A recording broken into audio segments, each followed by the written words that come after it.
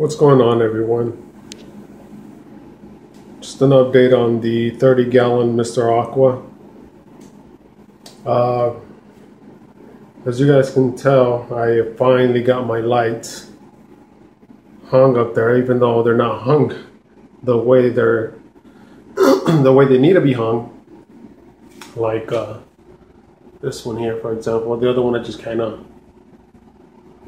hung it over just for the time being, since I don't have my drill.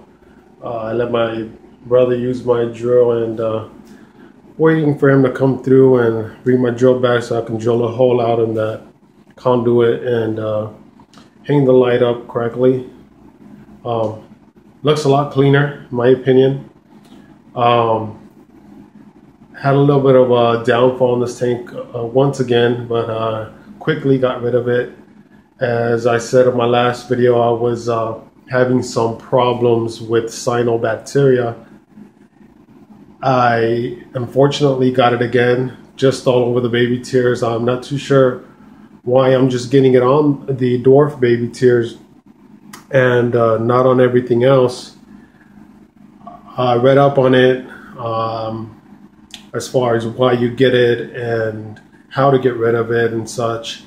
So what I have done to change up a couple of things here and there so I will not get it again is I'm gonna start feeding every other day instead of every day, even though I don't feed these guys much.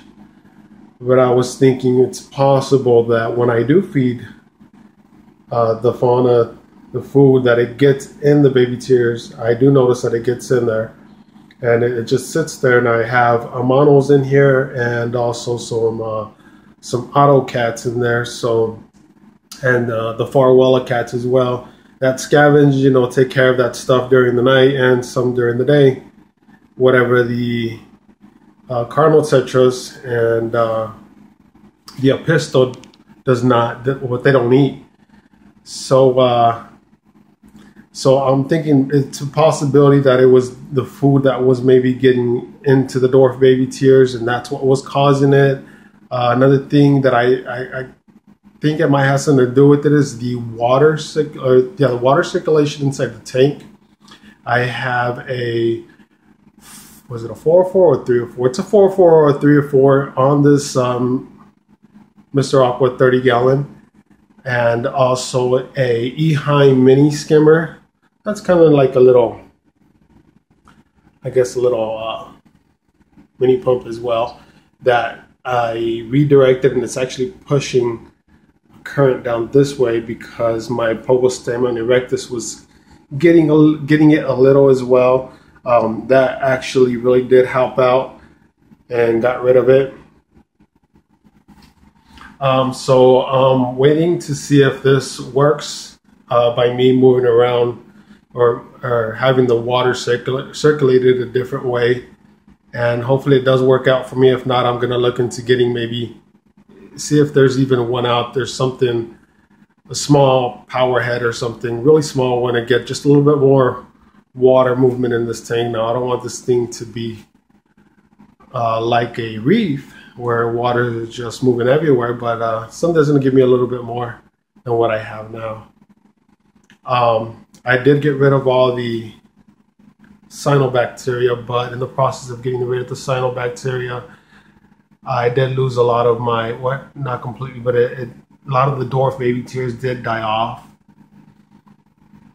I mean, you can see it there, and that's what got hit the hardest, was the dwarf baby tears. Stuff's just real sensitive, and it did stunt a lot of the plant growth on the sawtooth hygrophila, like there. But the S. repens, focus, come on, camera, focus. On the S. repens, the last video I did was pretty bad. But as you guys can see on this video, it has come back, and it's coming back pretty strong. So I'm pretty glad about that. I moved the Bolixa japonica to this side. I think that got stunted as well. It slowed down since I had the lights off and everything. I did lose a couple of my fish that were in here. I had 7 auto cats. Now I'm down to 5. I'm not too sure why that is, but I've been checking all my levels, everything, all my water parameters checked out. The only thing that I seen a little bit high was at about 20 ppm, I think. 15 to 20 ppm was the nitrate levels. But when I read up on that, from what I read up, the nitrate levels, some people say it hurts them, some people say it doesn't, or it stresses them. Some people say don't stress them. But I know with autos, they're real sensitive little catfish, and I don't know if that had anything to do with it, but actually the plants actually also consume nitrates from what I read. So that's I mean, you want at least a little bit in your tank. So I did get that down. That's down to about 5 to 10 around there, I think. I don't remember. I have been using a test kit, the Hagen test kit here. So I could open it with one hand. Which it has the iron test, and it has all your basic ones, the pH, the KH and the GH, the nitrite, ammonia nitrate, calcium, and phosphate. Been using most of them, not all of them, to check all my levels inside this tank.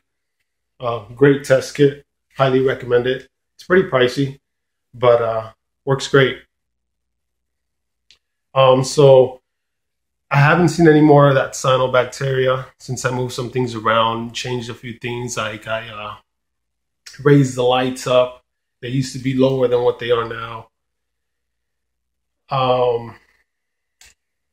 Did a major trimming on the dwarf baby tears, and they are bouncing back. There's a lot of dead patches in there, but there is actually some pretty good patches in there. So, I mean, that's a good thing. Now I'm just waiting for everything to bounce back, and hopefully everything works out this time. If not, I'll just try again, I guess. But anyways, that's the update there. Not really much has changed. Just I moved a couple of plants around here and there. The sunset hygrophila that I have here, I mean, obviously it's not going to stay there. That's going to look terrible there, but I'm just growing that out, and I'm going to take it out. I'm actually in the process of setting up a 40-gallon breeder, not as a tank.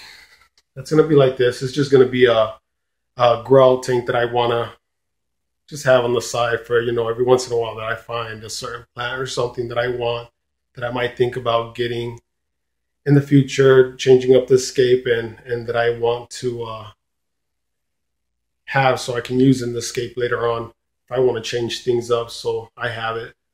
So that's where that hygrophila polysperma sunset's gonna go. It's gonna be in that grow out tank. So I'll have more videos to come pretty soon, I hope, as long as this thing doesn't crash on me again. But stay tuned, and thanks for watching, guys.